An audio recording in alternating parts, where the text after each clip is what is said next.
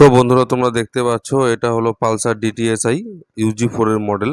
তো কাস্টমার আমার কাছে নিয়ে এসছে, গাড়িটা স্টার্ট নিচ্ছে না। তো আনার পরে যেগুলো বেসিক্যালি চেক করা দরকার আমি সবই চেক করে দেখলাম, যেমনটা ধরো plug, carburettor, air filter, oil ট্যাঙ্কে অয়েল আছে কিনা, এগুলো সব কিছু চেক করে দেখার পরে আমি কিন্তু দেখলাম যে মোটরসাইকেলটাতে ইগনিশনটা নেই, মানে ফায়ারিংটা নেই। তো ফায়ারিংটার জন্য আমাকে যে জিনিসগুলো চেক করতে হলো, ব্যাটারি, ঠিক আছে, সিডিআই। তো আমি কিন্তু প্রথমত যেটা চেক করতে গিয়ে দেখলাম যে ব্যাটারিটা ফল্ট আছে, তারপরে দ্বিতীয়ত ইগনিশন নেই, তার মানে সিডিআইটাতেও গন্ডগোল আছে। তো শুধু সিডিআই খারাপ থাকলেই যে ইগনিশন থাকবে না তার কোনো মানে নেই, কারণ পালসারের কিন্তু এই ব্যাটারির বিশেষ একটা ভূমিকা রাখে। কারণ যেহেতু এটা ডিসি সিডিআই, তো ব্যাটারি যদি ড্যামেজ হয়ে যায় কোনো কারণবশত বা চার্জ না থাকে, তো সেই ক্ষেত্রে কিন্তু ফায়ারিং দেয় না। তো আমি নতুন একটা ব্যাটারি নিয়ে এসেছি মার্কেট থেকে, এক্সাইডের। তো সেটা আমি লাগালাম, মানে তোমরা দেখতে পাচ্ছ লাগাচ্ছি, অ্যাসেম্বল করছি।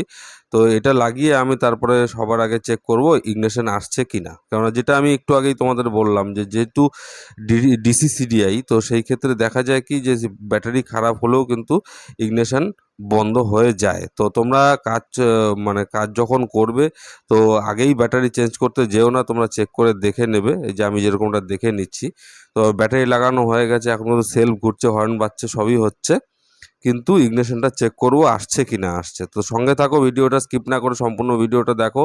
এগুলো নলেজেবল ভিডিও, স্কিপ করে দেখলে কিছু বুঝতে পারবে না। তো বন্ধুরা তোমরা দেখতে পাচ্ছ যে আমি ইগনিশনটা চেক করছি, মানে ফায়ারিংটা চেক করছি, ফায়ারিংটা আসছে কি না। তো ফায়ারিংটা কিন্তু একদমই আসছে না। তো আমাকে এখন ফাইনালি সিডিআই মানে চেক করে দেখে তারপরে গিয়ে চেঞ্জ করতে হবে। তো আমাকে আগে দেখতে হবে যে এই সিডিআইতে যে লাইনগুলো ঢুকেছে, তো সেই লাইনগুলো কি প্রপারলি কারেন্ট দিচ্ছে, মানে সেখানে কি 12 ভোল্ট সাপ্লাই আসছে।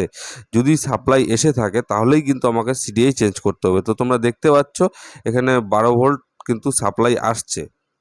তো তোমরা কেমন করে সেটা বুঝবে, এখানে তোমরা দেখো, লক্ষ্য করো, এই যে তারটা দেখতে পাচ্ছ খয়েরিতে নীল কালারের যে তারটা, এটা কিন্তু সিডিআইতে 12 ভোল্ট সাপ্লাই করে, ঠিক আছে। তো এটা দেখবে।